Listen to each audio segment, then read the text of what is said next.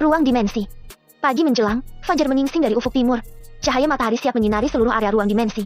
Sebagai orang yang mengetahui teknologi ala bumi, hal ini terkadang membuat Wahna bertanya-tanya, bagaimana cara kerja dari dunia dimensi yang dipijaknya. Seluruh alamnya persis sama dengan keadaan di luar sana, mengikuti alur waktu di dunia nyata. Satu malam penuh, kelompok 17 orang Wahna hanya bersantai, memanggang daging monster, ditemani anggur ringan yang telah mereka persiapkan sebelumnya. Patut diketahui, anggur ringan di dunia antah berantah ini adalah sejenis minuman ringan seperti di bumi, dengan sedikit soda di dalamnya, bebas dari alkohol. Saudaraku, apakah kakakku bisa masuk menjadi anggota tim kita? Tanya Binta kepada Wahna, ekspresinya penuh harap. Wahna mengangguk. Bisa, jika dia saudaramu, maka dia saudaraku juga. Mendengar jawaban Wahna, Bunsa hendak berlutut. Tapi Binta langsung menghentikannya. Kakak, saudara Wahna sangat tidak suka ada orang yang berlutut di hadapannya, dan begitu pula sebaliknya. Bunsa mengangguk, segera membungkuk dan berkata, Saudara Wahna, terima kasih. Wahna tersenyum, pun sedikit membungkuk sebagai balasan. Kamu bisa menggunakan topeng ini, tapi tidak bisa menggunakan telepati. Kekuatan juamu terlalu rendah. Ambil pil ini. Imbu Wahna menunjukkan sebuah botol giok kecil, lalu berkata, ketika berhadapan dengan kaum iblis, minum setiap kali merasa berhalusinasi atau pusing. Bergabunglah dengan tim hijau. Terima kasih, Saudara Wahna. Ucap Bunsa mengangguk, kembali membungkuk dengan hormat. Binta berbisik kepada Bunsa. Kakak, ikuti aku dalam setiap gerakan. Kami hanya berkomunikasi melalui telepati. Mendengar bisikan adiknya, Bunsa tertegun. Dia baru menyadari sepenuhnya bahwa Wahna telah mengatakan dirinya tidak bisa menggunakan telepati, kekuatan jiwanya terlalu rendah. Pantas saja mereka tidak pernah terlihat bicara, tapi gerakan mereka seperti terkontrol dengan rapi. Pikir Bunsa seketika, terjawab sudah pertanyaan yang melanda. Tapi kemudian, dia kembali bingung. Telepati? Bagaimana mereka bisa menggunakan telepati? Bukankah mereka harus berada di tahap kaisar alam? Bukankah maksimal hanya? Entahlah. Aku jadi pusing sebelum bertemu iblis. Batin Bunsa kemudian, tidak mau berpikir terlalu banyak, setidaknya selama kompetisi. Bersiap menuju sebuah bukit yang jauh, Wahna tiba-tiba berjongkok. Semua personel bereaksi spontan, mengikuti dengan posisi siaga penuh, tidak terkecuali dengan Bunsa. Masih sangat muda, tapi benar-benar layak jadi pemimpin. Indra spiritualnya luar biasa. Batin Bunsa penuh kagum, memandang punggung Wahna lekat-lekat. Mendengar perintah Wahna di benak, personel tim kuning tiarap, merayap ke tepi tebing sisi barat, mengintai dari teropong senapan masing-masing. Dan benar saja, dari kejauhan arah barat, tim kuning mendapati sekelompok murid di balik lembatnya hutan. Mereka sedang menuju tebing tempat di mana Wahna dan kawan-kawan berada saat ini. Tidak ada instruksi apapun dari Wahna. Pun semua personel tidak bertindak, tetap diam di tempat dengan kewaspadaan yang tidak berkurang. Tetapi kemudian, di bawah tatapan bingung semua rekan, Wahna melakukan gerakan aneh dalam posisi yang masih sama, berlutut dengan satu kaki. Terlihat lengan kanan Wahna sedang mengarah ke samping. Telapak tangannya terbuka menghadap langit. Jari jemarinya merenggang, seolah sedang mencengkeram sebuah benda berbentuk bulat. Di saat berikutnya, semua orang melihat Wahna menggerakkan tangan kanannya itu, seolah sedang melempar sesuatu yang tercengkeram, tertuju ke arah barat, arah di mana sekelompok murid sudah mendekati dasar tebing bagian barat. Semua orang saling bertukar pandang dengan tatapan tidak mengerti, tapi tidak satupun dari mereka yang mengajukan pertanyaan. Akan ada pertunjukan bagus hari ini, ujar Wahna memberi informasi, kedua alisnya tampak sedikit terangkat dalam sekejap. Mendengar ini, semua personel merunduk perlahan, merayap ke tepi tebing bagian barat, ingin melihat apa yang terjadi sebenarnya. Kisaran 5 napas kemudian, seratusan murid perguruan langit distrik Mesangakara dan perguruan Cakra bermunculan dan berkumpul di bawah tebing, berdiskusi merencanakan sesuatu. Labo, apakah kamu bertemu dengan murid Akademi Buana Raya? Tanya Rongte, pria salah satu murid dari perguruan langit distrik Mesangakara. Labo, sosok pria murid perguruan Cakra menggelengkan kepala. Selama 2 hari ini, hanya monster dan iblis yang aku temukan. Aku sudah tidak sabar untuk menelanjangi murid-murid Akademi Buana Raya itu. Mendengar ucapan Labo, semua murid dari 2 perguruan bela diri itu tertawa terbahak-bahak. Sementara para murid dari kelompok Wahna merasa sangat geram dan mengepalkan tinju. Mereka benar-benar dijadikan incaran oleh para pendukung Akademi Seribu Langit. Aduh, perutku sakit. Keluh seorang murid berlari ke semak belukar sambil memekik. Aku harus buang air besar. Sialan. Umpat murid yang lain mengejek kemudian. Bukankah dia seorang kultivator? Kenapa harus buang air segala? Dasar bodoh. Tapi tiba-tiba, murid yang mengejek itu bereaksi, segera berlari ke semak belukar juga. Para murid bertanya memekik seketika. Kemana? Perutku sakit. Aku ingin buang air besar. Sahut murid itu, tidak sabar menurunkan celananya. Tidak menunggu lama, dalam 2-3 tarikan napas kemudian, satu persatu, murid-murid dari 2 perguruan bela diri itu mulai berlarian ke banyak arah, mencari tempat tersembunyi sambil memegang perut atau bokong masing-masing. Tidak sedikit dari murid-murid itu berlari sambil mengeluarkan suara kentut yang panjang membahana, sesekali disertai suara air yang ingin keluar memaksa. Sontak, pemandangan ini membuat semua orang di puncak tebing tercengang. Tanpa sadar, mereka menoleh ke arah Wahna secara serempak, menatap dengan sorot mata butuh kepastian. Melihat tatapan ini, Wahna berujar sambil tersenyum aneh. Bukankah sudah aku katakan bahwa akan ada pertunjukan bagus? Mendengar jawaban Wahna di benak, semua orang terdiam sejenak. Tetapi kemudian, refleks, mereka tertawa kencang, tidak dapat menahannya sama sekali, terbahak-bahak. Hahaha, hahaha, hahaha. Jelas mereka lupa bahwa mereka sedang mengintai saat ini. Tapi apa dah, pemandangan yang tersaji di depan mata terlalu sulit untuk membuat mereka untuk tetap diam. Tidak terkecuali dengan Bunsa, setelah adiknya memberitahu, dia terpingkal hingga merebahkan badannya, memegang perutnya menahan tawa. Di bawah, di dasar tebing bagian barat, di antara semak belukar, murid-murid dari 2 perguruan bela diri yang sedang buang air besar, tentu saja gelak tawa itu mereka dengar. Tidak mungkin tidak, kemarahan melanda setiap kepala. Mereka yang berada di tahap prajurit alam, langsung terbang tinggi ke udara, ingin tahu siapa sejatinya yang tertawa, sekaligus memberi pelajaran kepada orang-orang yang berani menghina. Tapi baru setengah jalan mereka terbang, pun belum sampai pada ketinggian puncak tebing, murid-murid itu kembali mendarat cepat. Perut mereka sangat mulas, harus segera ditunaikan. Berjongkok di semak belukar adalah solusi terbaik. Bahkan beberapa dari mereka yang terbang, celana yang dikenakan masih setinggi pergelangan kaki. Mungkin mereka lupa bahwa saat ini sedang buang air besar. Alun-alun Akademi Surgawi. Peristiwa kegiatan buang air besar massal itu tak pelak menjadi tontonan banyak orang. Pada dinding tebing tempat kejadian perkara, banyak terpasang formasi ray pengawas. Tidak ada yang tidak tertawa melihatnya. Bahkan ada yang disertai kata-kata hinaan kepada kedua perguruan bela diri itu. Namun menjadi berbeda bagi para tetua dan murid-murid perguruan langit dan perguruan cakra. Wajah mereka tampak merah kehijauan, menahan marah dan rasa malu di saat yang sama. Sungguh tidak pernah menyangka, hal yang begitu memalukan sekaligus menjijikan akan dipertontonkan oleh murid-murid mereka sendiri. Mereka benar-benar merasa kehilangan wajah saat ini. Ruang dimensi. Masih berada di puncak tebing Wahna memberi instruksi, merah dan hijau. Ambil token peserta dan semua yang berharga. Bunuh mereka. Kuning. Awasi sesuai formasi. Saat itu juga, semua personel bergerak. Termasuk Bunsa, yang kini menjadi personel tim hijau. Di antara semua personel, Moyo adalah yang paling keterlaluan. Dia tidak segera membunuh, tapi menyiksa para murid yang sedang buang air besar di semak-semak. Moyo mengendap-endap dari belakang, menusuk bokong salah seorang murid dengan ujung pedang. Tak pelak, murid itu beraksi dan berteriak. Tapi salah satu lengannya langsung terputus. Nilu menebasnya seketika. Kamu terlalu kejam, bisik Nilu, mendelik ke arah Moyo. Moyo memutar matanya, padahal Nilu sendiri lebih kejam dari dirinya sendiri menurutnya. Di titik yang lain, Rina yang mendampingi Heru, bergidik dalam berbisik. Benar-benar menjijikan. Hahaha, kalian para gadis sungguh beruntung. Bisa melihat begitu banyak jenis burung. Canda Heru seketika, tersenyum menggoda ke arah Rina. Rina memalingkan wajahnya, kini sudah memerah di balik topeng. Alun-alun Akademi Surgawi. 15-an menit kemudian, semua murid dari kedua perguruan bela diri yang buang air besar, dikirim keluar dari ruang dimensi. Tapi dengan segera, mereka berhamburan, berlari mencari tempat khusus, melanjutkan aktivitas buang air besar yang jauh dari kata selesai. Efek racun ulat bulu milik Wahna masih berfungsi dan tidak terpengaruh oleh ruang dan waktu. Dengan demikian, murid-murid dari 2 perguruan bela diri itu harus menunaikannya selama 1 kali 24 jam. Menyaksikan adegan ini, para penonton yang ada di tribun tidak ada yang bisa menahan tawa. Semua tertawa lepas, terpingkal hingga sebagian mengeluarkan air mata. Kecuali dari 2 perguruan bela diri, mereka terdiam 1000 bahasa. Wajah yang memerah semakin menghitam kehijauan, berusaha mencari lubang untuk bersembunyi, menghindari tatapan mata banyak orang. Di tribun Akademi Buana Raya, Tetua Songgo tidak bisa tidak bertanya. Teknik macam apa yang digunakan muridmu? Mereka benar-benar dibuat berantakan seperti itu. Tetua Lausa hanya bisa mengangkat kedua bahu. Aku sendiri bingung. Tetua Songgo langsung memutar matanya, tidak lagi berkata-kata. Jelas dia tidak percaya, tidak mungkin Tetua Lausa tidak mengetahuinya. Ruang dimensi. Pada saat ini, kelompok 17 orang Wahna terus bergerak ke arah timur laut, menuju sebuah bukit kecil yang jauh. Wahna mendeteksi adanya pergerakan banyak iblis di puncak bukit itu. Namun karena terpaut jarak yang sangat jauh, kemampuan teknik mata dewa belum bisa menjangkau dengan jelas apa dan seperti apa sejatinya. Pada hari ketiga kompetisi, Wahna dan kelompoknya hanya menghadapi gerombolan monster berbagai tingkatan. Semuanya dapat ditangani dengan mudah, tidak ada kendala yang berarti sama sekali. Dalam langkah waspada seluruh personel, dan hari sudah gelap, Wahna memberi informasi, di depan kita, ada sebuah bukit kecil pada jarak 20 km. Banyak sosok iblis tingkat tinggi di sana. Apakah kalian siap melanjutkan? Atau kita mengalihkan arah? Tanya Wahna kemudian. Lanjutkan, jawab serempak semua personel. Mendengar kesiapan anggotanya, Wahna memberi instruksi, semua personel, susuri jalan atas. Dengan segera, semua personel tim merah dan tim hijau melompat ke atas ketinggian pohon, bergerak menuju bukit dengan kewaspadaan tingkat tinggi. Tepat ketika menutup jarak 4 km dari tujuan, suara Lamin terdengar. Iblis sangat banyak dari arah 10. Mereka bergerak sangat cepat. Wahna langsung memberi perintah. Kuning. Kembali ke pusat. Merah. Siaga formasi kedua.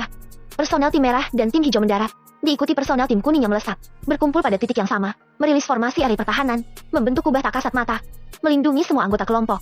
Wahna juga bergegas, merilis formasi area pertahanan, melapisi kubah tak kasat mata yang melingkupi semua anggotanya. Kling! Menghilang dari tempatnya, Wahna muncul di atas ketinggian pohon, salah satu pohon terdekat dengan bukit, tepatnya di selatan kaki bukit. Situasi malam dengan temaram cahaya bulan, menambah suasana suram dengan aura iblis yang cenderung kental. Sekelip cahaya putih transparan berkilau ketika mata Wahna berkedip, tanda bahwa teknik mata dewa telah aktif. Dalam visi Wahna, ada ribuan sosok iblis di kaki bukit sisi selatan. Kekuatan mereka adalah tahap prajurit alam berbagai tingkatan, tidak ada yang lebih rendah dari itu. Mengalihkan pandangannya ke badan bukit, terlihat 3 lubang seperti mulut gua. Letaknya terpisah berjauhan jarak, tingginya hampir sejajar, berderet dari barat ke timur. Dari setiap lubang, bermunculan sesosok iblis secara terus-menerus, hanya berjeda waktu kisaran 2 menit untuk setiap kemunculannya. Mendapati lubang paling timur dalam kondisi jeda waktu, Wahna menghilang, muncul di dalam lubang, 1 langkah lebih dalam dari mulut lubang. Secepat kilat, Wahna merilis formasi array serangan, dikombinasikan dengan elemen petir dan elemen cahaya. Dan agar tidak menimbulkan suara, formasi array kedap suara melapisi formasi array yang pertama. Kling! Kembali menghilang, Wahna muncul di atas ketinggian pohon semula. Melihat ada kesempatan pada lubang kedua, lubang di tengah, Wahna beraksi kembali. Dan sama seperti pada lubang pertama, ia merilis dan meletakkan 2 formasi array pada lubang itu, lalu menghilang, kembali ke tempat semula. Wahna menoleh ke belakang sejenak, memeriksa teman-temannya yang masih bertempur dari dalam kubah formasi array pertahanan. Merasa kondisi mereka tetap aman, Wahna kembali memasang formasi array pada lubang terakhir, lubang di sebelah barat, dan kembali lagi ke dahan pohon. Tidak mau menyita waktu, Wahna memadatkan 3 bola embun berukuran besar. Menambahkan sedikit racun jiwa ke dalamnya. Tidak lupa dengan racun monster kedu juga.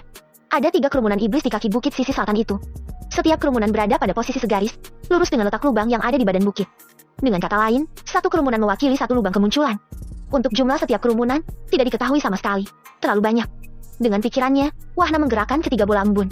Sangat hati-hati dan perlahan, menuju langit dari ketiga kerumunan iblis. Begitu setiap bola embun berada tepat di atas langit setiap kerumunan, bola embun pecah tanpa ada yang menyadari, menyebar di udara, runtuh ke seluruh kerumunan di bawahnya. Melihat efek bola embun telah bekerja, Wahna melompat, melesat cepat, membantai kerumunan iblis terdekat. Dengan sebilah pedang kusam di tangan kanan, Wahna memenggal setiap kepala yang dilewatinya. Menebas ke kiri, memenggal. Menebas ke kanan juga memenggal. Menebas vertikal ke depan, beberapa tubuh iblis terbelah menjadi 2. Rapi. Sosok-sosok iblis yang tidak bisa bergerak dan tidak bisa mengeluarkan suaranya. Hanya bisa melotot melihat Wahna memenggal kepala mereka. Bahkan ada sosok iblis yang sudah terkencing-kencing di celana, merasa bahwa sosok Wahna lebih kejam dari iblis itu sendiri. Begitu waktu efektif racun monster kledu telah habis, 200-an iblis sudah tergeletak tanpa kepala. Sedangkan ribuan iblis yang lain menjerit kencang, tapi tidak mampu melakukan serangan apapun. Energi mereka sama sekali tidak bisa digunakan, bahkan bergerak pun menjadi sangat lamban. Wahna tidak menyia-nyiakan kesempatan, melesat ke arah kerumunan yang tersisa. Setiap kali dia berpindah tempat, belasan sosok iblis terpenggal, tewas meregang nyawa. Baru 2 menitan beraksi, Wahna merasakan pancaran energi destruktif yang cukup kuat. Semakin mendekat dari utara, melaju ke arahnya dengan kecepatan gila. Berpikir menghindar dengan teleportasi, tapi Wahna sudah terlambat. Gumpalan energi sudah mendarat di punggungnya. Bam! Suara benturan menggema di kaki bukit selatan. Wahna dikirim terbang jungkir balik tak terkendali, menghantam sebongkah batu besar di sekitar. Batu seukuran gajah betina bunting, hancur berantakan berkeping-keping. Mencela ke segala arah. Sebagian menancap di tubuh iblis yang masih marah. Bangkit dalam posisi berlutut dengan 1 kaki. Wahna menyeka darah dari sudut mulutnya. Sial. Tahap cenderal alam tingkat ke-9. Baru saja Wahna bernapas, dan itu kurang dari senapas, gumpalan energi hitam dari arah lain, meluncur cepat, mengunci ruang di sekitar, menjadikan dirinya sasaran tunggal. Tidak ada pilihan, sekalipun cukup berisiko. Wahna menggunakan salah satu teknik andalannya. Berdiri tegak, ia meraung kencang di benak. Cermin semesta. Melihat manusia kecil itu berdiam diri, terlebih lagi merentangkan tangan kanan dan tangan kiri, seolah menerima serangan dengan sukarela untuk mati. Sosok iblis kurus menyeringai menunjukkan gigi. Hahaha, mati kau, manusia! Kutuk sesosok iblis, salah satu dari sekian banyak iblis yang tergeletak, tak berdaya akibat efek dari racun jiwa. Sosok-sosok iblis yang bernasib sama, tertawa terbahak-bahak. Kebencian pada sorot setiap mata, seolah terbayar melihat Wahna sebentar lagi menemui ajal. Tetapi kemudian, gumpalan energi hitam yang mendarat akurat, secara tiba-tiba berbalik arah, melaju lebih cepat, memancarkan aura destruktif lebih kuat, menjadikan iblis merah kurus sebagai sasaran. Bam! Suara ledakan kembali menggema. Iblis merah kurus tidak memiliki kemampuan menghindar, terkunci oleh gumpalan energi yang dia ciptakan sendiri, tubuhnya hancur seperti daging cincang. Dan tepat pada saat ini, Wahna melesat ke arah iblis merah gendut, sosok iblis yang menyerangnya di awal. Melihat manusia kecil itu meluncur ke arahnya, iblis merah gendut tersenyum mengejek. Tangan kirinya diangkat setinggi dada, merilis perisai energi hebatnya. Dan di saat yang sama, tangan kanannya ditarik ke belakang, siap meninju begitu sasaran datang. Tapi alangkah terkejutnya iblis merah gendut kemudian, ketika Wahna yang sedikit lagi sampai di hadapannya, tiba-tiba menghilang dari pandangan. Belum sempat menoleh ke kiri dan ke kanan, iblis merah gendut sudah merasakan keanehan, bahwa pandangannya saat ini sangat berantakan, lalu melihat tubuhnya sendiri di kejauhan. Begitu Wahna hendak melesat ke arah kerumunan iblis yang sudah tergeletak lemah, dia mengurungkan niat, langsung menggeser hadap ke kanan. Sial, ternyata ada 4 lubang. Gerutu Wahna di benak. Di balik bukit, tepatnya di sisi utara kaki bukit, masih ada 1 kerumunan besar kawanan iblis, berdiri di banyak tempat dalam kondisi sehat walafiat. Menghilang dari tempatnya, Wahna muncul di puncak bukit. Dan benar saja, masih ada 1 lubang yang tersisa, tepat di badan bukit sisi utara. Tidak menunda waktu, dengan cepat Wahna memandangkan bola embun, menambahkan setetes racun jiwa dan racun monster kledu ke dalamnya. Begitu bola embun pecah di atas kerumunan, dan jeda waktu dari lubang keempat itu mengizinkan Wahana menghilang, muncul di dalam lubang, membentuk formasi array yang sama seperti ketiga lubang sebelumnya. Bergegas setelah itu, Wahana melesat ke arah kerumunan iblis, membantai mereka semua dengan kecepatan gila. Tidak peduli dengan jeritan tragis, masa bodoh dengan tangisan yang melengking. Sekalipun waktu efektif racun monster Klodu telah habis, kawanan iblis itu hanya bisa pasrah menjadi poin pengalaman bagi Wahana. Dalam waktu singkat, mayoritas iblis dipaksa menuju akhirat. Jangankan meninggalkan wasiat, mengenal siapa Wahana pun mereka tidak sempat. Sistem. Ting. Selamat, Tuan. Kultivasi telah menerobos ke tahap jenderal alam tingkat kelima. Mengabaikan notifikasi sistem dan fluktuasi energi pada tubuhnya sendiri, Wahana melanjutkan pembantaian yang belum selesai. Tidak lama berselang, tidak satupun sosok iblis yang bernapas. Semuanya dipaksa minggat dari dunia nyata. Mengedarkan pandangannya, Wahana memperhatikan sekeliling bukit sekali lagi. Keningnya berkerut, tidak menemukan adanya formasi array pengawas. Jikapun ada, letaknya sangat jauh, dan jumlahnya kurang dari 3. Sepertinya bukit ini adalah bagian dari rencana mereka. Pikir Wahana menerka, memuntahkan sedikit darah kemudian. Efek penggunaan teknik cermin semesta memang berisiko tinggi untuk melawan kekuatan berbasis energi iblis. Jika bukan Wahana, luka parah sudah pasti menimpa. Tubuh kekosongan yang memfilter energi iblis, dibarengi dengan teknik pemulihan yang bekerja secara otomatis, membuat Wahana seakan kebal terhadap aura dan energi iblis. Setelah memindahkan semua senjata dan cincin penyimpanan, tidak mau berpikir terlalu banyak, Wahana kembali ke titik posisi teman-temannya, yang saat ini masih bertempur melawan kaum iblis. Saking banyaknya iblis yang harus dibunuh, wajah-wajah kelelahan dari semua personel terlihat dengan sangat jelas. Hal ini membuat Wahana sedikit iba, tapi juga tersenyum senang. Karena sekalipun lelah, teman-temannya tetap berjuang sekuat tenaga. Tidak lagi menunda waktu, Wahana melesat, terjun ke medan pertempuran, membantai ratusan iblis yang masih tersisa. Saking cepatnya, membuat semua personel kebingungan. Gerakan Wahana sama sekali tidak bisa diprediksi ke arah mana. Seolah Wahana berpindah tempat begitu saja, dan setiap kali berganti posisi, beberapa iblis jatuh dan tidak bergerak lagi. Begitu cepat. Sergah Bunsa di benak, matanya melebar dengan takjub.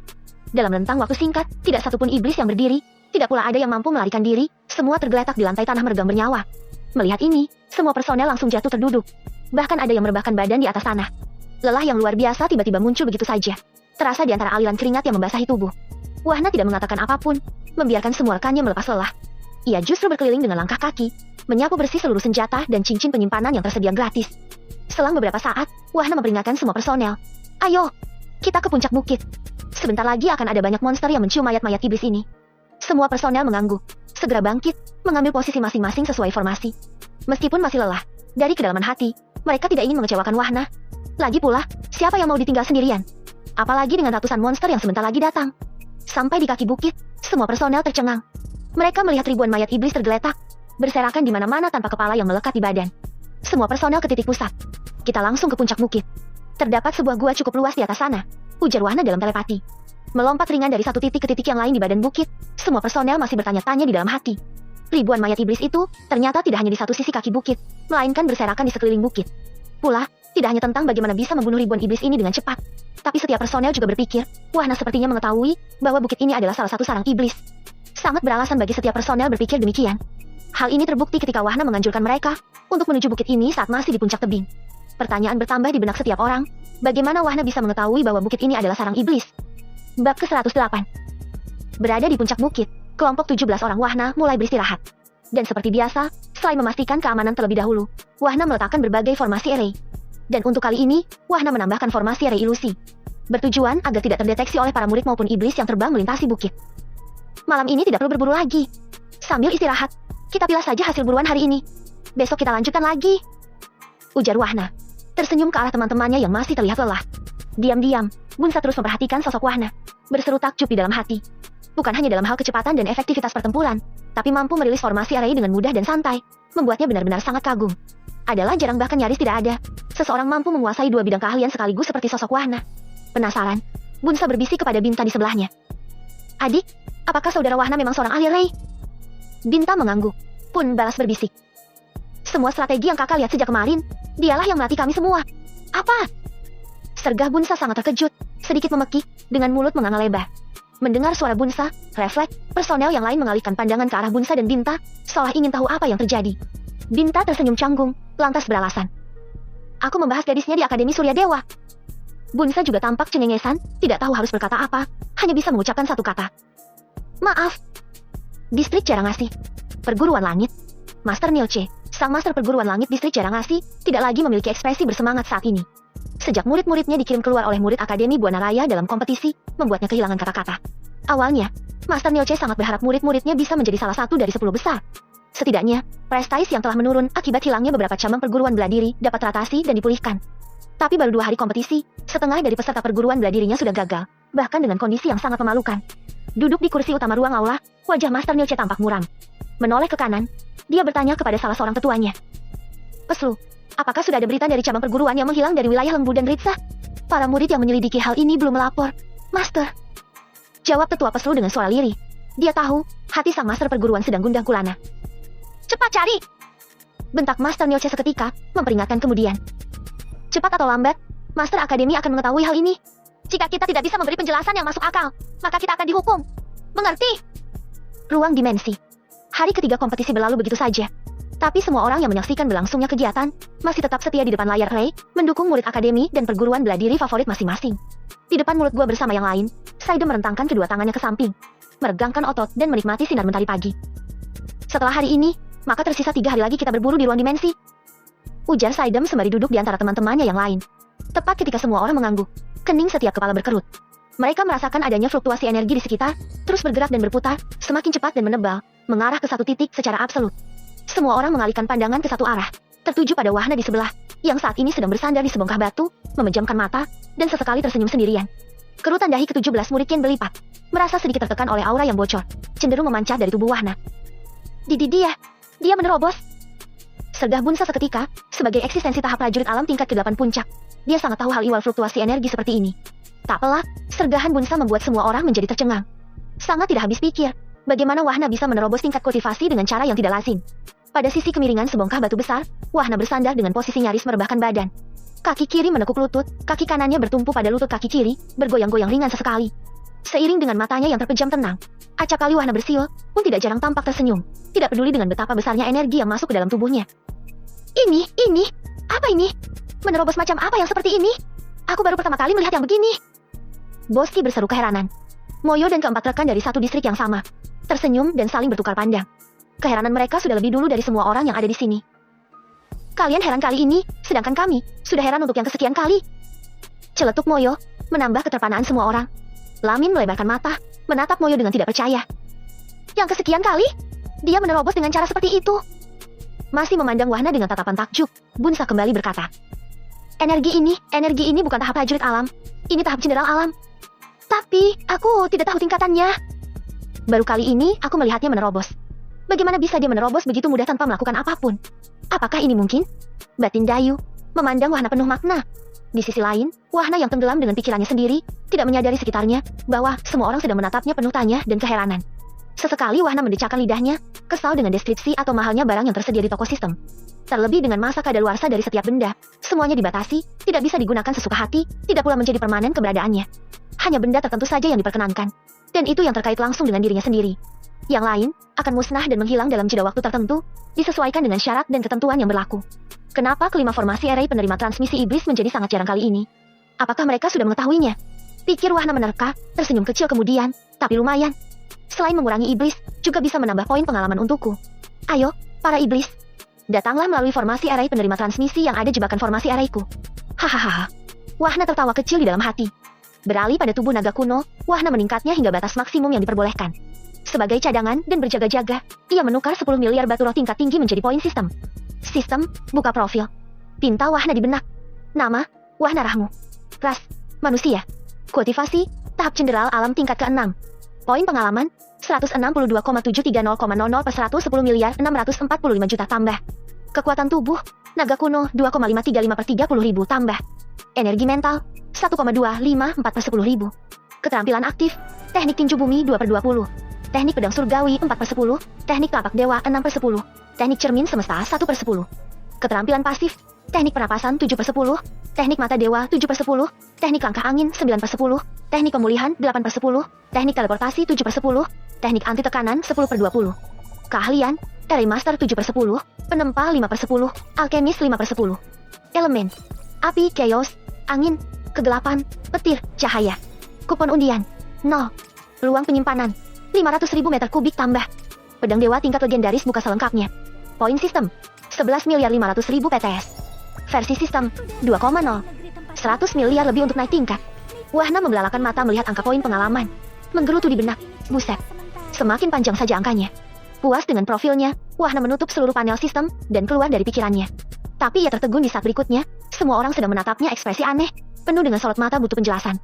Wahna tersenyum canggung, langsung mengerti maksud tatapan setiap mata. Sambil menggaruk bagian belakang kepalanya sendiri, ia berkata, "Maaf, tidak sengaja menerobos." "Tidak sengaja?" Ulang serempak semua orang, diteruskan Dayu yang melebarkan mata. "Bagaimana mungkin menerobos bisa tidak sengaja?" Wahna mengangkat ringan kedua bahu, menanggapi tanpa daya. "Tiba-tiba menerobos? Bagaimana itu terjadi? Aku juga tidak tahu." Mendengar ini, semua murid saling memandang satu sama lain, semakin bingung mereka dibuatnya. Mereka yang telah sekian lama berkultivasi, tidak pernah mendengar apalagi melihat ada seseorang yang menerobos tingkat kekuatan dengan cara tidak sengaja. Semua pasti dilakukan melalui sebuah proses kultivasi, sekurang-kurangnya dengan posisi meditasi. Aliran energi yang membludak di dalam tubuh, membutuhkan tingkat konsentrasi yang tidak main-main. Sedikit saja lengah dan salah, fatal akibatnya.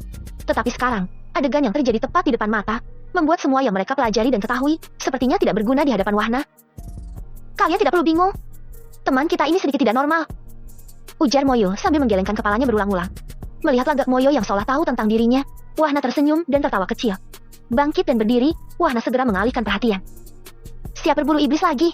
Setelah menghadapi ratusan iblis, sepertinya kekuatan jiwa kalian meningkat baik. Ini berkat kamu, Wahna. Jika bukan karena dukunganmu dalam banyak hal, kami tidak akan mencapai tingkat ini." Sahut Rina dengan ekspresi tegas, mendapat anggukan sungguh-sungguh dari semua rekan. Tepat ketika Wahna tersenyum, secara tiba-tiba dia menoleh ke kanan, ke arah timur, lalu berkata, 35 km dari sini, ada 25 orang. Apakah kalian siap?"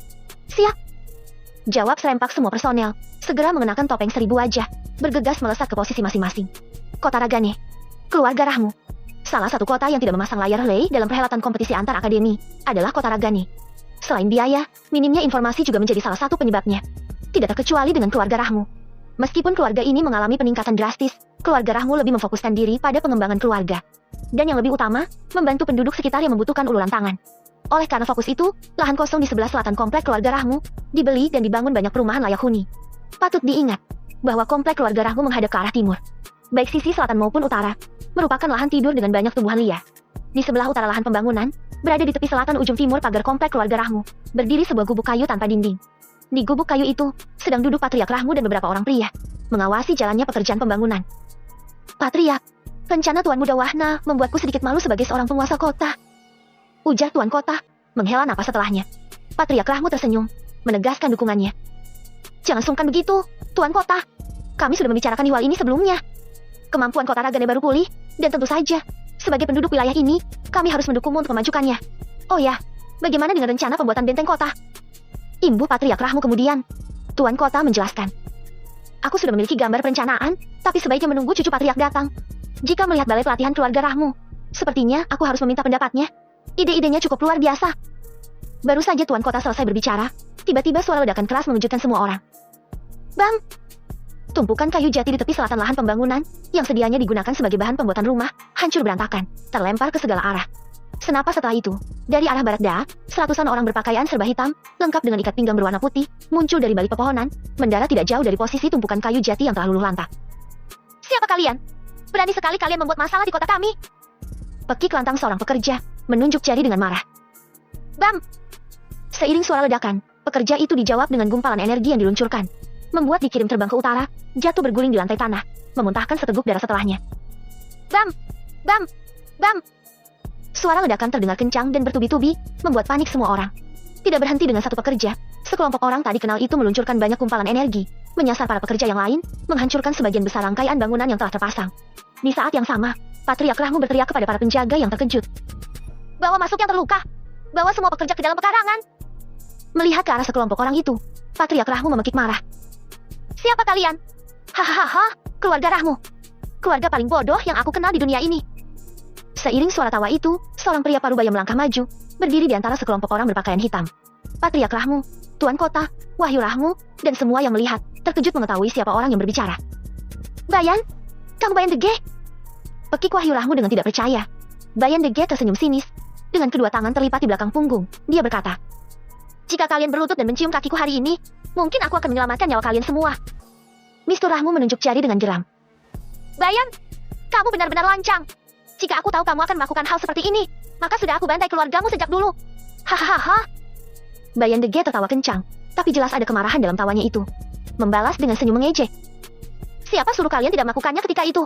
Hah? Sekarang, saatnya keluarga Rahmu dihapus dari muka bumi.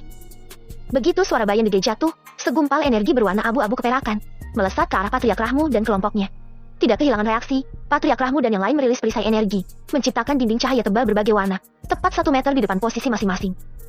Bam! Ledakan dahsyat menggema di kota Ragane, selaras dengan benturan gumpalan energi terhadap gabungan perisai cahaya. Saking kuatnya energi serangan, Patriark Rahmu dan yang lain terpental jauh, membentur pagar selatan komplek keluarga Rahmu, memuntahkan darah segar di saat berikutnya. Hahaha! Tawa jumawa Bayan Dege terdengar kencang, langsung menjatuhkan perintah kepada orang-orang berpakaian hitam. Bunuh mereka semua! Jangan sisakan satu pun! Cepat! Masuk ke pekarangan! Pekik kencang Patriark Rahmu mendelik ke arah orang-orang di sekitarnya. Namun, baru saja membalikan badan hendak melompat, gumpalan energi mendarat sempurna, tepat di punggung masing-masing orang. Bam! Suara ledakan kembali menggema. Patriark Rahmu dan yang lain dikirim terbang ke langit utara, melewati pagar selatan komplek keluarga, jatuh di tepat di depan halaman aula utama. Sementara itu, para penjaga dari utusan kerajaan yang bergegas, mereka datang sedikit terlambat, langsung mengelilingi posisi Patriark Rahmu dan yang lain. Kalian tidak perlu khawatir. Mereka tidak akan bisa masuk ke pekarangan keluarga Rahmu. Ujar Patriark Rahmu, kembali memuntahkan seteguk darah. Patriark, ini kesalahan kami. Kami terlambat. Sesal Komandan Dasa menunduk seketika. Patriark Rahmu tersenyum, bangkit dari tanah, dibantu oleh para pengawal utusan, berkata kemudian, bukan salah kalian. Tidak ada yang menduga hal ini akan terjadi. Bam! Bam! Bam! Bam!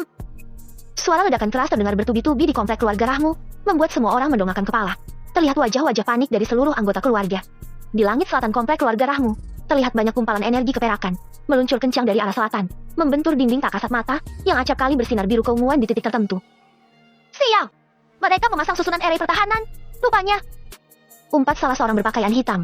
Pria berpakaian hitam yang lain menyerukan. Terus serang susunan array itu. Tidak mungkin bisa bertahan lama. Akan tetapi, setelah beberapa waktu serangan diluncurkan bertubi-tubi, bahkan oleh semua orang dari kelompok berpakaian hitam itu, tidak sedikit pun formasi array tampak melemah. Justru vitalitas mereka semakin terkuras banyak. Di saat yang sama, Komandan Dasa menjatuhkan perintah. Aku dan Solas akan menghadapi 2 orang tahap jenderal alam itu. Kalian semua, lumpuhkan sisanya. Dan jika tidak memungkinkan, bunuh mereka. Dimengerti? Jawab serempak 18 orang prajurit utusan. Mereka adalah tahap prajurit alam tingkat ke-9 hingga tahap jenderal alam tingkat kedua. Melompat tinggi ke udara, melesat ke arah selatan. Begitu keluar dari formasi area pertahanan, kelompok Komandan Dasa meluncurkan serangan bertubi-tubi, menembakkan banyak kumpalan energi. Bam! Bam! Bam! Lagi, suara ledakan terdengar menggelegar. Puluhan orang berjatuhan dari udara, serupa dengan burung kehilangan sayap secara tiba-tiba.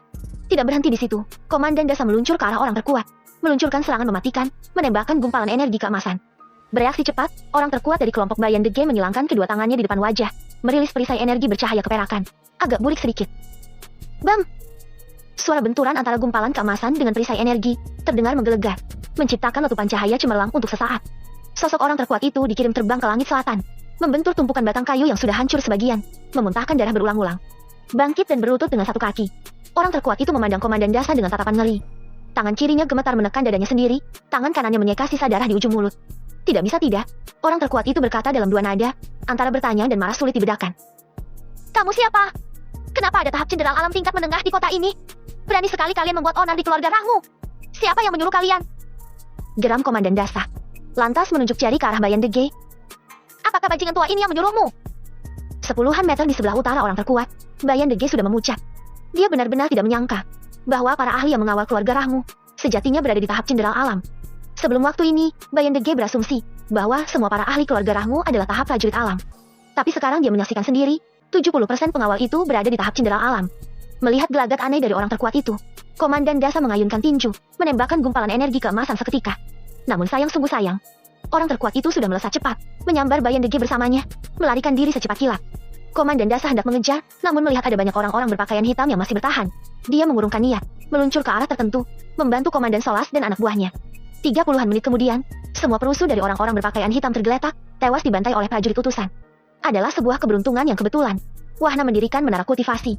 Selaras dengan tersedianya sumber daya, menara itu memberikan kontribusi tinggi terhadap peningkatan kekuatan, baik kekuatan para pengawal maupun semua elemen keluarga. Jika tidak, maka peristiwa hari ini akan menjadi malapetaka bagi keluarga Rahmu.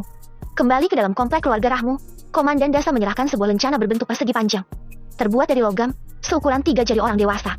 Dengan menyesal Komandan Dasa melapor. Maaf, Patriark. 2 orang telah melarikan diri, salah satunya dari keluarga Dege. Tapi kami menemukan lencana ini, terjatuh ketika keduanya melarikan diri. Memperhatikan lencana itu, Patriark Rahmu tetap tidak mengenalinya. Aku belum pernah melihat lencana ini. Tuan Kota mengerutkan kening, meraih perlahan lencana itu dari tangan Patriark Rahmu, berseru setelah teringat. Ini lencana keluarga Wade. Keluarga Wade. Ulang serempak Patriark Rahmu dan yang lain. Tuan Kota mengangguk, menegaskan kemudian. Iya, ini adalah lencana keluarga Wade.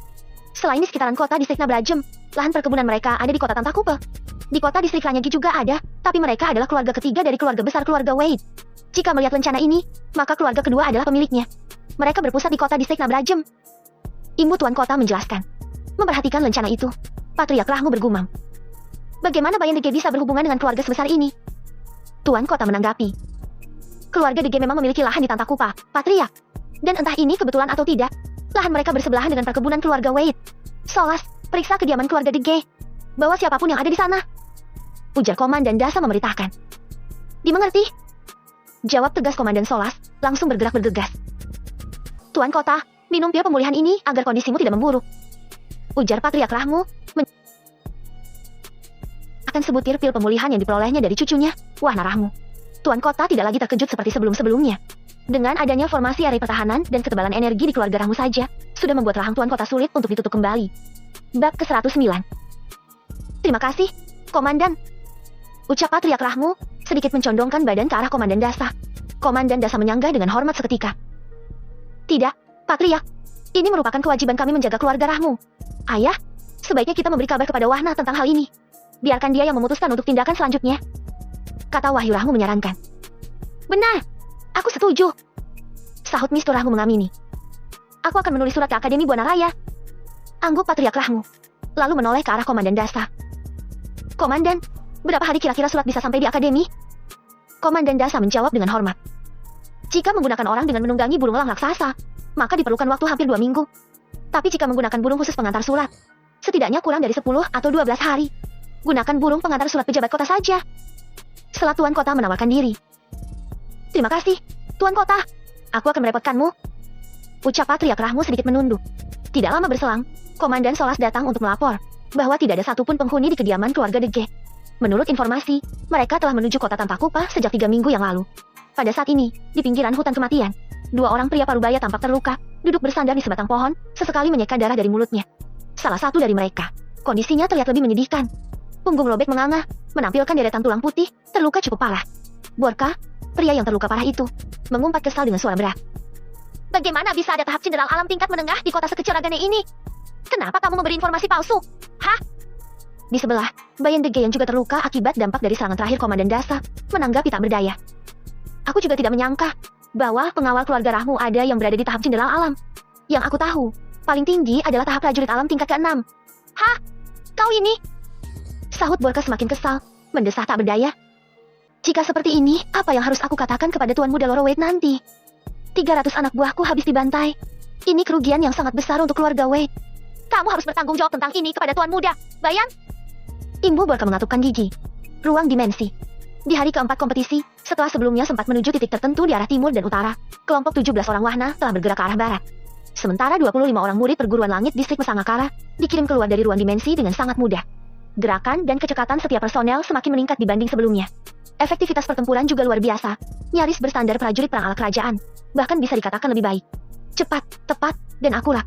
Perjalanan ke barat selalu dipenuhi dengan iblis berbagai warna dan bentuk, di mana kekuatannya rata-rata adalah tahap prajurit alam tingkat tinggi, hingga tahap jenderal alam tingkat rendah.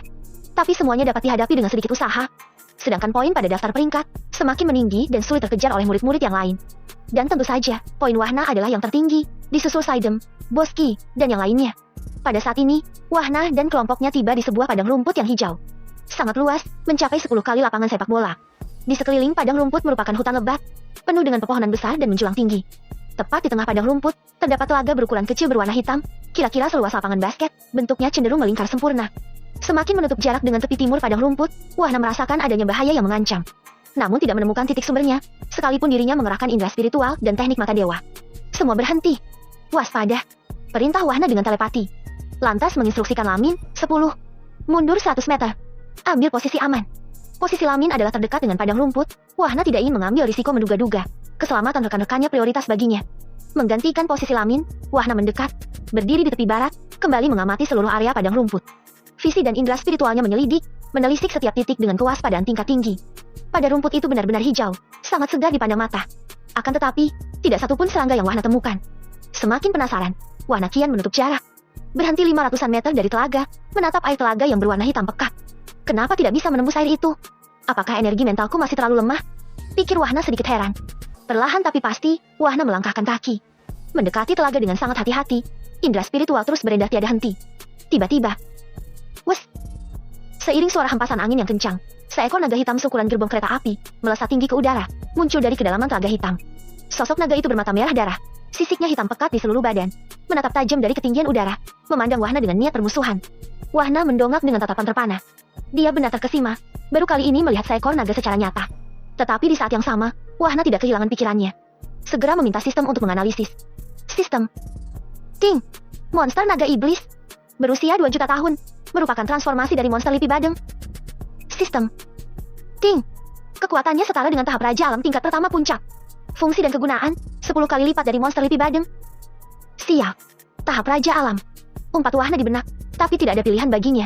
Manfaat tubuh naga iblis ini sangat luar biasa, sepertinya aku harus bekerja ekstra. Akan tetapi, tepat ketika pikiran itu muncul, sebuah benda besar melecut kencang. Wus! Bam! Suara ledakan teredam terdengar menggema, sabetan ekor naga iblis mendarat akurat. Wahna dikirim terbang berputar ke udara, cenderung ke langit utara. Belum sempat Wahna bereaksi, cairan hitam sebesar bola basket diludahkan naga iblis dari kedalaman rahangnya, melumuri seluruh tubuh. Ayak! Wahna menjerit kencang di udara, mengerahkan semua energi mental ke seluruh di saat yang sama, melawan serangan jiwa dari cairan hitam yang membasahi tubuhnya. Beruntung, serangan jiwa yang dialami sebagian besar merupakan serangan ilusi. Sehingga dalam 6 tarikan napas, Wahna dapat membebaskan diri. Tapi tiba-tiba, dari arah utara, sebuah cakar berukuran besar bergerak, lurus vertikal dari ketinggian, memukul dan menggaruk dada Wahna begitu saja. Bam! Suara nyaris berdentum kembali menggema. Wahna diluncurkan seperti peluru, lurus diagonal ke selatan, jatuh menumbuk padang rumput, tepat di sebelah barat telaga, menciptakan lubang sedalam 2 meter. Bangkit berlutut dengan satu kaki. Wahna mengatur napas yang tersengal. Kondisinya terlihat luka parah, 4 goresan cakar naga iblis, merobek kulitnya secara diagonal ke kanan, tepat di dadanya. Begitu Wahna berdiri untuk menyerang, dia melihat teman-temannya sudah berada di tepi padang rumput, tertegun dengan tatapan tercengang. Wahna memekik kencang. Kalian kembali ke tempat semula. Merah! Formasi kedua. Di saat yang sama, naga iblis mengayunkan ekornya, melecut diagonal dari ketinggian selatan, melewati air telaga, mendarat tepat di punggung Wahna. Bam!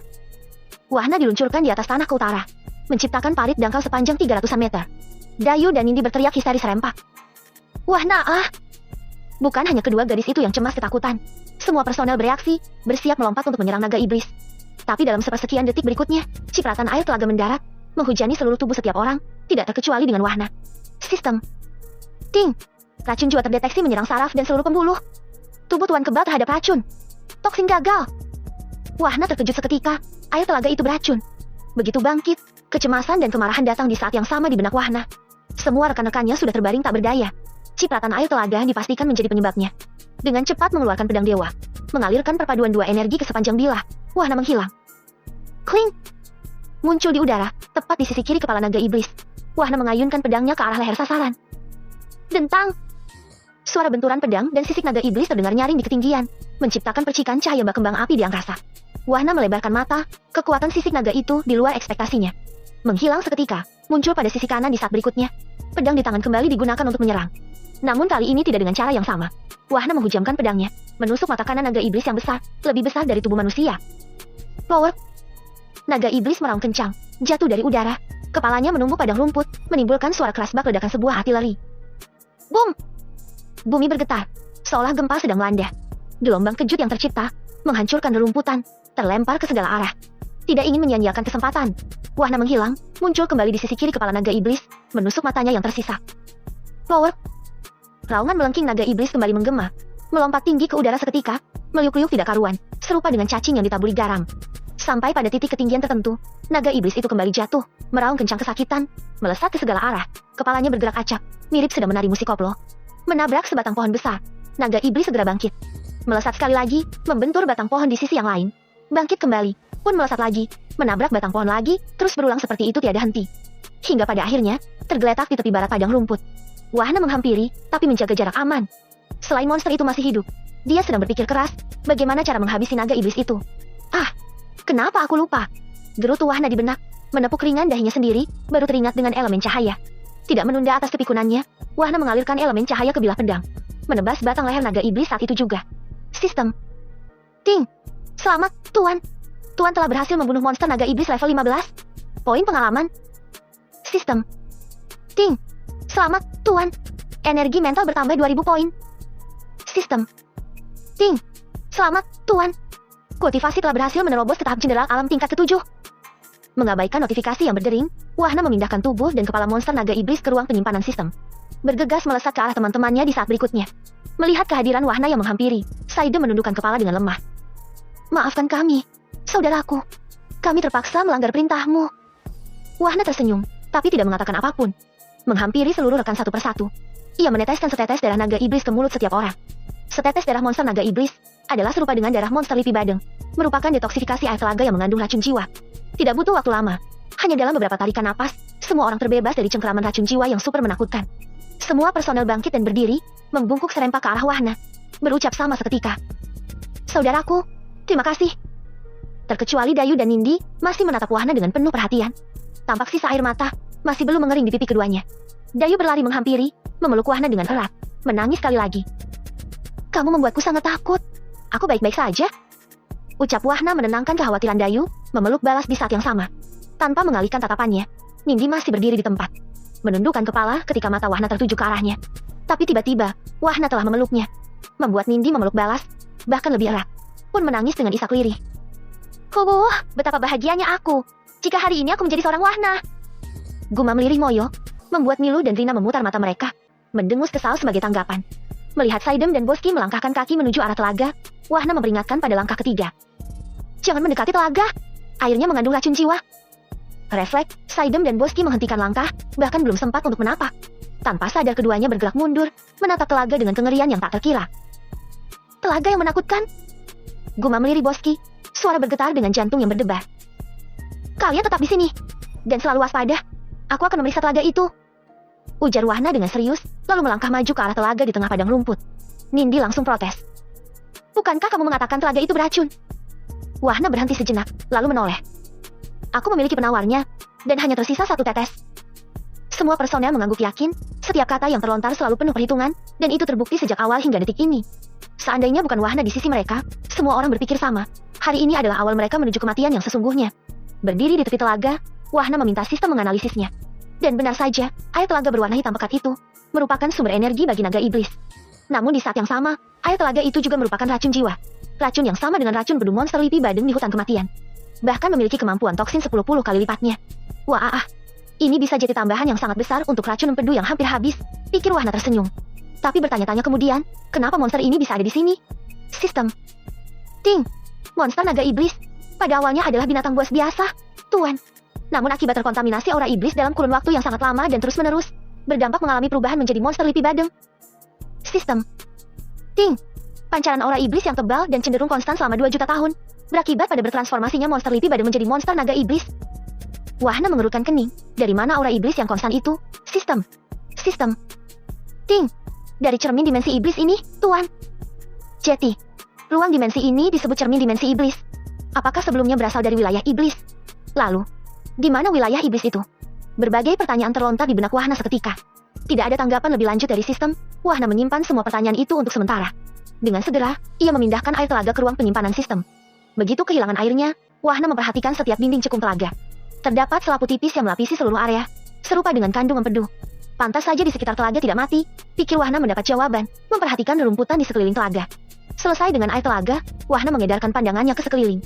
Tatapannya berhenti pada sebatang pohon. Ukurannya sangat besar dan tinggi. Berada tepat di titik tengah tepi barat padang rumput. Dengan teknik mata dewa, Wahna menyelidik batang pohon itu dari ujung ke ujung. Tepat pada dahan ketiga dari bawah, sebuah ruang terdeteksi di dalam batang. Cukup luas, setidaknya hampir sama dengan luas ruang pohon di hutan kematian. Semua personel berkumpul dan ikuti aku. Pinta Wahna dalam telepati. Tanpa menunda, semua personel bergerak, mengikuti langkah Wahna menuju tepi barat padang rumput, tertuju ke titik tengah di seberang. Tiba di bawah pohon yang dituju, Wahna berkata sembari memandang semua orang.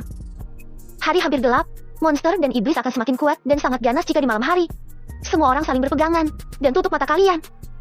Bunsa bingung, tapi melihat Binta dan semua orang menutup mata, dia mengikuti. Kepercayaan dirinya terhadap Wahna saat ini, nyaris tidak berbeda dengan yang lain. Kling! Menghilang dari tempatnya, kelompok 17 orang Wahna muncul di dalam ruang pohon, salah satu pohon besar yang telah diperiksa oleh Wahna sebelumnya. Ketika semua orang membuka mata, mereka memandang sekeliling ruangan. Tanda tanya kembali bergulir di setiap kepala. Ruangan itu cukup luas, berbentuk melingkar dengan dinding dari kayu. Bunsa adalah satu-satunya orang yang paling bingung. Tapi dia tidak mengatakan apapun, menelan mentah-mentah semua pertanyaan untuk sementara. Dinta menjadi orang pertama yang bertanya. Saudaraku, ada di mana kita? Wahna menjawab singkat. Di dalam sebatang pohon, tempat kita berdiri tadi. Di dalam pohon. Seluas ini. Sahut Bunsa dengan tatapan tidak percaya. Wahna tersenyum, mengabaikan tatapan heran semua orang. Dan seperti yang sudah-sudah, sebagai tindakan awal, berbagai formasi array diletakkan pada setiap sudut ruangan. Kecuali Bunsa, semua murid tidak terlalu terkejut. Mereka telah terbiasa dengan tindakan Wahna, selalu membentuk formasi array aneh dan asing itu dalam berbagai kesempatan. Melihat Wahna menuju lubang pohon, Bunsa berbisik kepada adiknya, Binta.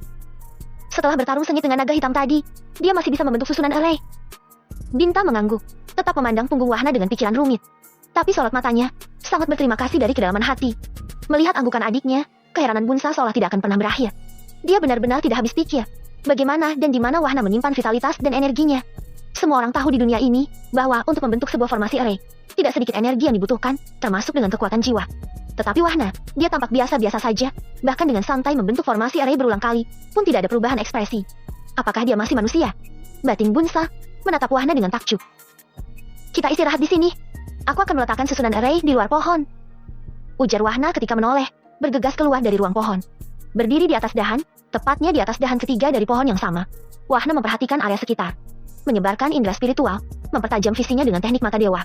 Tatapan Wahna berhenti pada arah kiri, terkekeh di dalam hati, hehehehe, ketika tiba di sini esok hari, kalian akan menjadi pemain film tanpa iklan. Pada arah kiri itu, di kejauhan arah barat, Wahna mendeteksi adanya pergerakan sekelompok manusia. Kisaran 50-an orang. Sedang menuju ke arah timur, dipastikan melewati area tempat berada saat ini.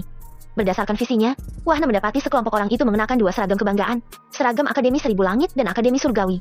Sebelum melaksanakan rencana yang terbesit di benaknya, Wahna memperhatikan area sekitar sekali lagi.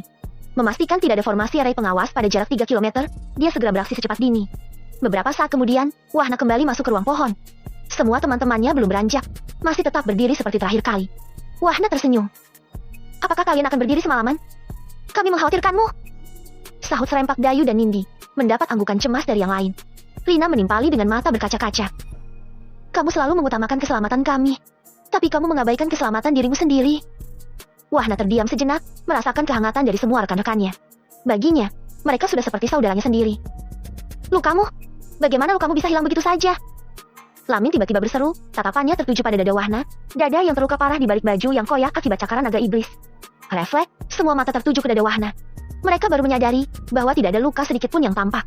Padahal jelas bagi semua. Sebelumnya, mereka dapat melihat deretan tulang putih dari luka yang menganga. Sudah pulih. Sahut Wahna singkat, langsung mengalihkan perhatian semua orang. Ayo, kita bikin daging panggang. Perutku lapar. Lapar? Ulang Bunsa dengan mata semakin melebar, berbisik kepada Binta. Memangnya, kultivator sekuat dia bisa lapar? Bab ke-110. Menjelang pagi, semua murid membuka mata dari posisi kultivasinya. Tapi ketika melihat Wahna masih tertidur pulas, ekspresi heran dan penuh tanya kembali tampak di setiap wajah. Bersandar pada dinding kayu yang agak landai, Wahna terlelap dalam istirahat.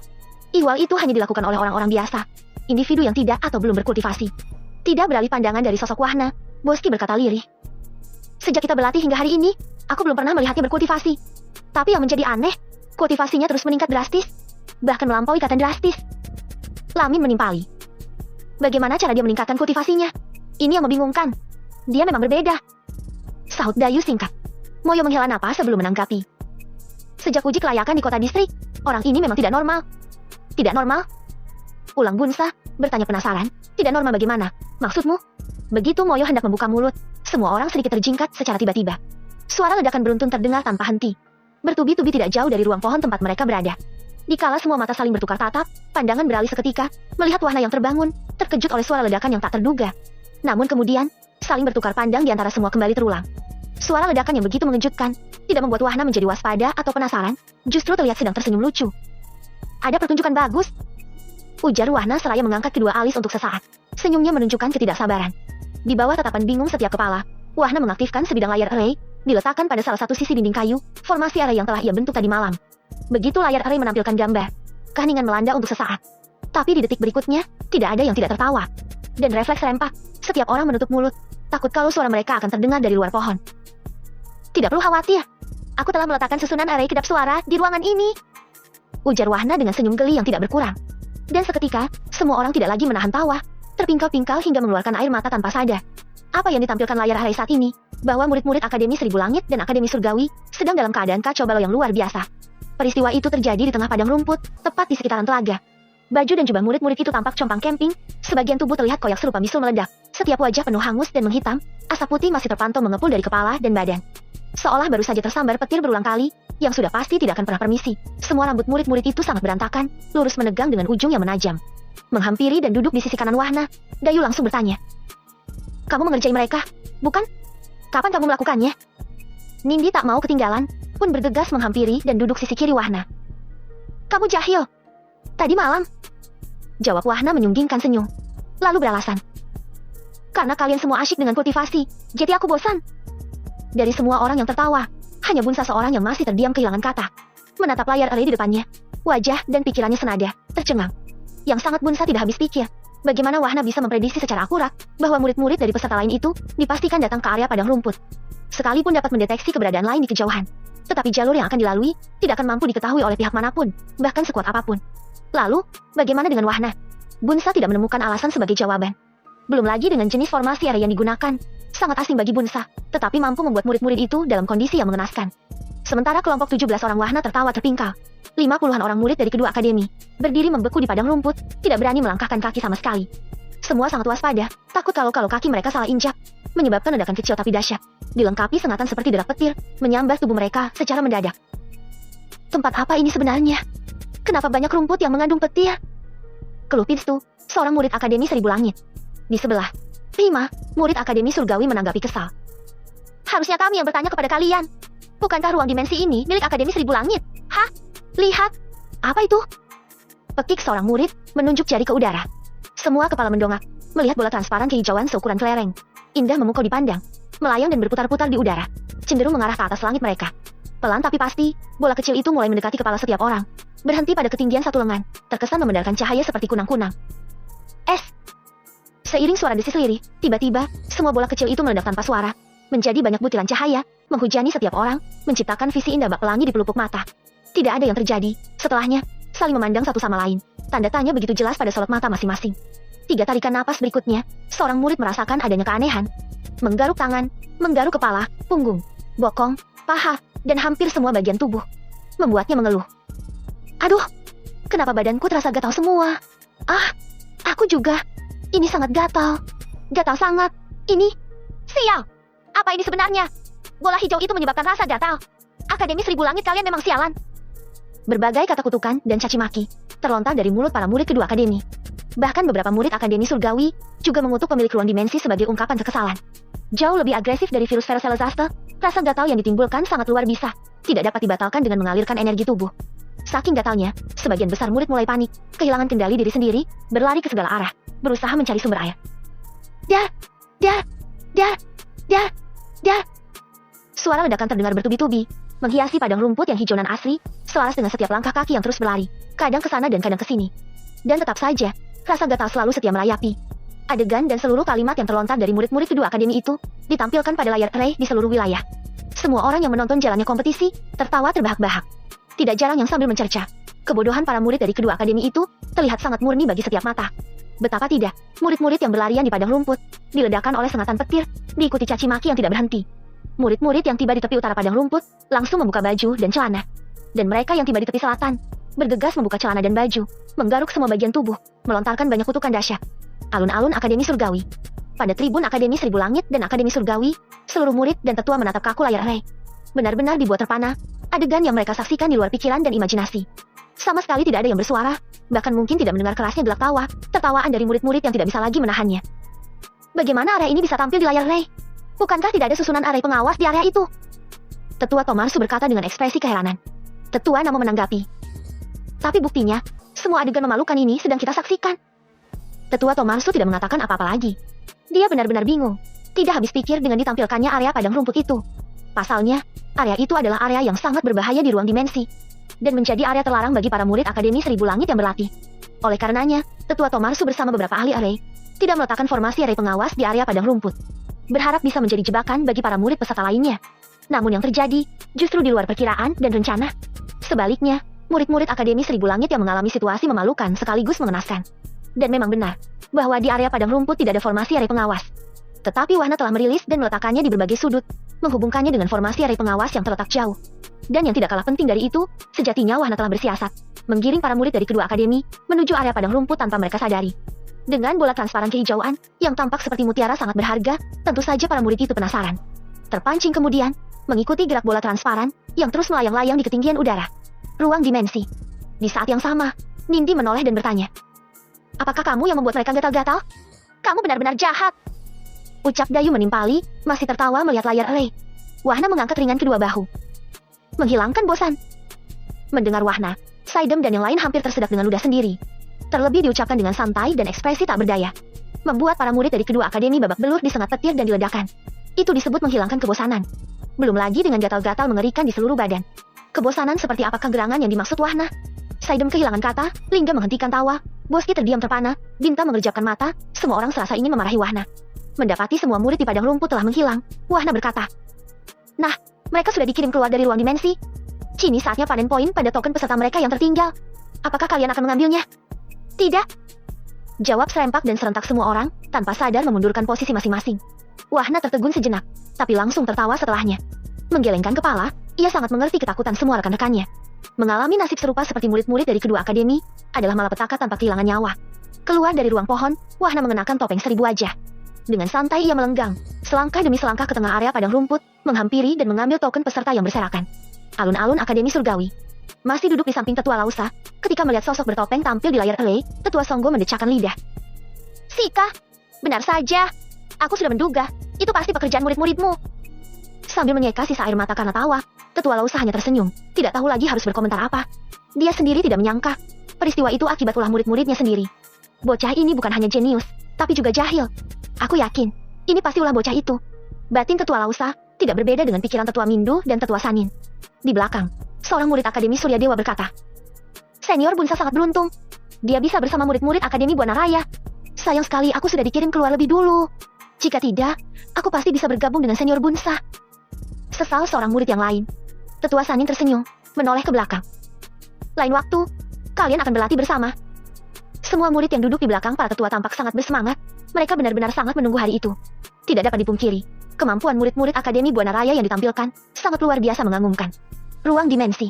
Kelompok 17 orang Wahna terus bergerak ke arah barat. Dan jelas mereka tidak tahu bahwa wajah para tetua dari Akademi Seribu Langit dan Akademi Surgawi sudah merah kehijauan menahan marah, kesal sekaligus malu yang luar biasa. Matahari sudah condong ke barat. Dan ketika Lamin memberi tanda adanya gerakan lain, Wahna dan kelompoknya berhenti sejenak. 5 kilometer ada gerakan di arah 10. Peringat Lamin sembari menempelkan jari telunjuk ke pelipis. Semua personel semakin waspada dan siaga, kembali bergerak tapi memperlambat langkah, menunggu instruksi sang pimpinan. Sejak awal, Wahna telah memperhatikan apa yang diperingatkan Lamin. Di kejauhan itu, terlihat sebuah gundukan tanah setinggi bukit. Berdasarkan visi Wahna, gundukan tanah itu mirip dengan sarang semut. Tapi ukurannya sangat besar, serupa gunung mini dengan ujung mengerucut tumpul. Badan dari gundukan tanah itu tampak gersang, tanpa ada tumbuhan yang hidup sama sekali. Begitu pula dengan area sekitarnya, kering kerontang dalam radius 500-an meter dari titik kaki gundukan. Begitu Wahna dan kelompoknya semakin menutup jarak, terlihat beberapa monster berbentuk semut hitam, muncul dari ujung tertinggi gundukan tanah. Ukuran setiap monster itu tidak main-main, sekurang-kurangnya sebesar metro mini. Semut? Ini semut? Alamak aak. Jika tergigit semut sebesar ini, bukan gatal atau sakit yang dirasakan, tapi langsung mampus. Batin Wahna terkejut, melebarkan mata dengan tidak percaya.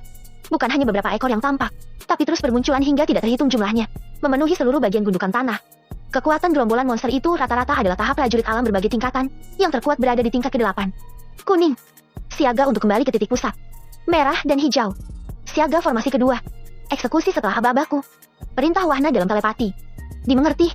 Semua personel menjawab serempak, dan tentu saja terkecuali Bunsa, hanya mengikuti kemanapun gerak adiknya, Binta. Tepat ketika menutup jarak 1 kilometer, terhitung dari titik terluar area gersang gundukan tanah, beberapa monster semut hitam tiba-tiba bereaksi. Monster-monster itu menoleh ke timur, menatap arah di mana Wahna dan kelompoknya berada. Antena di kepala tampak bergerak-gerak, bergetar dengan percikan cahaya merah, serupa dengan percikan derak aliran listrik. Mendapati ratusan semut hitam raksasa mulai bergerak ke arahnya, Wahna berseru, "Kuning, kembali, merah, sekarang." Sesaat setelah kehadiran kelima personel tim kuning, tim merah dan tim hijau bergerak, menuju ke arah 5 sudut yang berbeda, merilis formasi array pertahanan dalam bentuk kubah cahaya. Wahna sudah bersiap, melapisi perlindungan rekan-rekannya dengan formasi array buatannya sendiri. Lalu memberi peringatan, pertempuran ini akan panjang. Bersiaplah dan bertahanlah. Semua personel mengangguk serius. Kepercayaan dan loyalitas diri mereka terhadap Wahna sudah tidak diragukan lagi. Meskipun secara visi dan indera spiritual, Wahna tidak diketahui di mana titik keberadaannya, tapi setiap personel tahu Wahna ada di sekitar mereka, selalu memberi peringatan adanya bahaya. Penasaran sejak awal, Wahna bertanya di benak, "Sistem, aku tidak dapat merasakan aura monster semut itu. Apakah mereka memiliki teknik bawaan?" "Sistem." "Ting." "Benar, Tuan. Monster Dolichoderus memiliki teknik bawaan anti tekanan, kebal terhadap penindasan aura dari level kekuatan yang lebih tinggi, maksimal 10 tingkat di atasnya." Wahna terkekeh di benak, "Hehehehe. Ini poin ganda untukku." Selain poin pengalaman, juga menjadi poin teknik anti tekanan. Kendati demikian, Wahna tidak memandang sebelah mata. Dengan segera memadatkan bola embun, membentuknya dengan ukuran lumayan besar. Begitu hendak menyuntikkan racun monster kledu, Wahna terdiam sejenak. Dia benar-benar tidak ingat bahwa racun itu telah habis sejak 2 hari yang lalu. Mengutuk dirinya sendiri di dalam hati, sialan. Kenapa aku bisa lupa? Sistem. Ting. Penyakit lupa sering disebut dengan pikun, Tuan. Wahna semakin diam membisu, tidak menyangka sistem menanggapi ucapan di benaknya. Jika saja sistem berada di sampingnya, sangat ingin rasanya dia menampar kepalanya hingga berputar. Mengabaikan suara sistem yang terkesan mengejek, Wahna kembali bertanya, "Sistem, apa ada yang istimewa dari monster Dolichoderus ini?" Sistem. Ting. Tubuh monster Dolichoderus sama dengan tubuh monster kledu yang Tuan temukan di hutan kematian. Sistem. Ting. Begitu juga dengan efek racun yang dimiliki monster Dolichoderus. Bahkan pada kondisi tertentu, target yang terinfeksi akan langsung tewas seketika. Sistem. Ting. Sebagai contoh, bila racun mengenai tubuh yang telah terluka, maka racun monster Dolichoderus akan segera bereaksi menuju jantung, merusak sarafnya, menghentikan detak jantung dalam waktu 8 detik. Sistem. Ting. Kulit bagian luar dapat digunakan sebagai senjata, dan daging di dalamnya mengandung energi mental. Sistem. Ting. Untuk mengetahui informasi lebih lanjut, termasuk syarat dan ketentuan yang berlaku, silakan Tuan melihat deskripsi sebelum monster Dolichoderus tiba. Wahna menyeringai, tidak disangka, racun monster kledu habis. Datang racun monster Dolichoderus, bahkan lebih mematikan. Setelah memperhatikan gerak tiupan angin, bahwa tidak berembus ke arah kelompoknya, Wahna menambahkan beberapa tetes air telaga, air yang mengandung racun jiwa. Di titik keberadaan semua personel, kawanan monster Dolichoderus sudah menyerang. Namun setelah banyak tebasan energi pedang, tidak ada yang terjadi, bahkan menimbulkan luka sedikit pun tidak. Tidak bisa tidak, Saide melapor. "Nol. Monster ini sangat kuat. Hanya terjadi goresan di tubuhnya. Tidak mempan sama sekali. Potong antenanya. Lalu penggal kepalanya." Jawab Wahna dengan cepat. Mendengar ini, semua personel mengubah titik sasaran serang, menembakkan energi tebasan pedang, tertuju lurus ke arah antena monster Dolichoderus. Dan benar saja, ketika antena terpotong dalam 2 atau 3 tebasan energi pedang, monster Dolichoderus mulai sedikit terhuyung-huyung, seolah kehilangan keseimbangan. Meski begitu, monster Dolichoderus masih mampu menerjang, terus berusaha merobek kerai pertahanan kubah tak kasat mata. Di sisi lain, Wahna tidak membantu anggotanya, setidaknya untuk sementara. Tapi justru menuju gundukan tanah, yang saat ini masih dikerumuni gerombolan monster Dolichoderus, hingga membuat gundukan tanah itu menghitam setinggi bukit. Kling! Muncul di ketinggian udara, tepat di atas puncak tertinggi gundukan tanah, Wahna melihat lubang berukuran besar, lebih besar dari ukuran tubuh monster Dolichoderus. Sebanyak ini. Serga Wahna di dalam hati, terkejut melihat banyaknya monster Dolichoderus yang berada di dalam lubang. Tanpa pikir panjang, bola embun yang telah terbagi menjadi beberapa bagian seukuran bola basket, Wahna lemparkan ke dalam lubang. Begitu bola embun beracun meledak, gundukan tanah bergetar hebat. Gerombolan monster Dolichoderus di dalamnya mengamuk, bergerak tidak beraturan, membentur ke segala arah. Tidak berhenti sampai di situ, Wahna melemparkan bola embun ke area sekitar dan badan gundukan tanah, menyebabkan seluruh kawanan monster yang menutupi gundukan jatuh terguling ke dasar. Tidak ingin menyia-nyiakan waktu dan peluang, Wahna melesat dari ketinggian udara, memenggal ribuan monster Dolichoderus yang terkapar, memindahkannya tubuh mereka ke dalam ruang penyimpanan sistem. Sistem. Ting. Selamat, Tuan. Berhasil membunuh monster Dolichoderus. Sistem. Ting. Selamat, Tuan. Poin energi mental bertambah 0,10. Sistem. Ting. Selamat, Tuan. Poin energi mental bertambah 0,15. Seiring notifikasi sistem yang terus berdering di benaknya, Wahna mendapatkan begitu banyak poin energi mental. Baru setengah dari tubuh monster Dolichoderus dipindahkan, notifikasi sistem kurang menyenangkan terdengar di benak Wahna. Sistem. Ting. Kapasitas ruang penyimpanan sistem telah penuh. Harap kapasitas segera ditingkatkan. Wahna terdiam sejenak, lalu bertanya, untuk meningkatkan kapasitas menjadi 10 kali lipat. Berapa poin sistem yang diperlukan?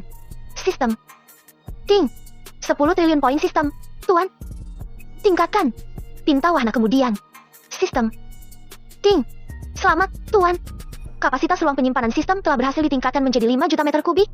Poin sistem yang tersisa adalah 1.500.000.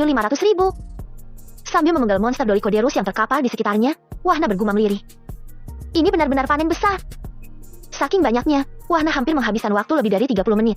Hanya untuk memenggal ribuan monster Dolichoderus yang berada di sekitar gundukan tanah. Ingin melanjutkan panennya di dalam gundukan tanah. Tapi Wahana mengurungkan niat. Teringat akan teman-temannya, yang saat ini sedang dikepung ratusan monster Dolichoderus. Kling! Muncul di ketinggian udara, tepat di atas formasi area pertahanan seluruh rekan, Wahana mendapati semua personel merasa kesulitan dan tertekan. Sekalipun keseimbangan monster itu terganggu, namun tetap mampu melakukan serangan ke arah formasi area. Tidak menunggu lagi, Wahana melesat, menebaskan pedangnya, memenggal setiap monster dengan kecepatan lebih cepat. Dalam waktu singkat, di bawah tatapan tercengang semua teman, tidak ada lagi monster Dolichoderus yang berdiri, semua tergeletak dengan kepada terpisah dengan badan. Mendapati teman-temannya yang masih menatap heran, Wahana mengabaikan, lalu berkata, "Ikuti aku!" Apakah orang ini tidak merasa lelah? Pikir Bunsa sembari mengerjapkan mata, keheranannya tidak habis-habis.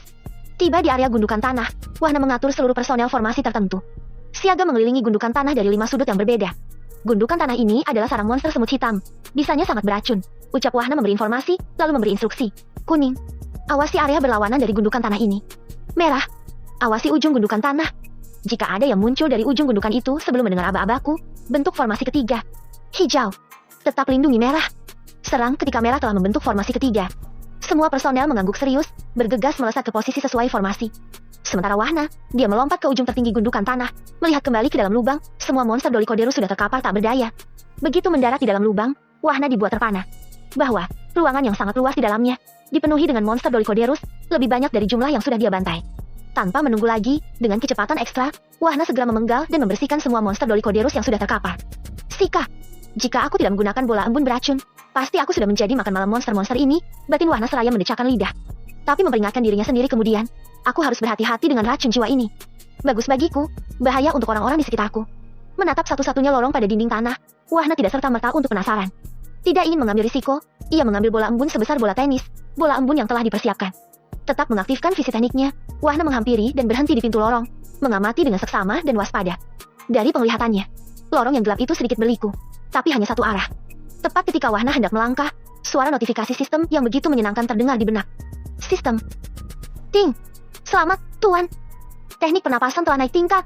Level saat ini adalah 8/10. Wahana tersenyum bersemangat. Pasalnya, selain teknik pertama yang diperolehnya, teknik pernapasan sangat membantunya dalam menghadapi setiap musuh. Tanpa melonggarkan kewaspadaan, Wahana menyusuri lorong besar dan gelap itu. Begitu menempuh jarak 100 meter, tekanan aura tahap Raja Alam terdeteksi dari ujung lorong. Menatap ujung lorong yang gelap, Wahana berseru seketika, "Buset! Apakah ini maknya monster Dolichoderus?" Di ujung lorong itu, adalah ruangan yang sangat besar. Terdapat sesosok monster Dolichoderus, yang ukurannya hampir 6 kali lipat dari monster sebelumnya. Tidak ingin kejadian dengan monster naga iblis terulang, Wahana menggerakkan 3 bola embun beracun, melayang perlahan, tertuju ke arah induk monster Dolichoderus. Begitu bola embun berada tepat di atas induk monster Dolichoderus, Wahana memecahkannya melalui pikiran.